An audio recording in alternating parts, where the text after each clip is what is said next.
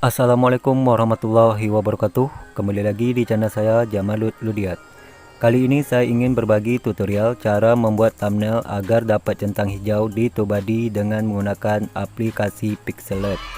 Karena saya sering lihat teman-teman di grup FB banyak yang bertanya bagaimana cara membuat thumbnail agar dapat centang hijau di Tubebuddy. Nah, buat teman-teman yang belum tahu caranya, tonton video ini sampai habis dan jangan di skip agar teman-teman tidak ketinggalan step by step cara membuatnya. Sombong amat. Sebelum lanjut, jangan lupa pencet tombol subscribe-nya dan aktifkan tombol loncengnya agar teman-teman tidak ketinggalan video-video terbaru dari saya berikutnya. Oke, sekarang kita langsung aja ke tutorialnya. Let's go.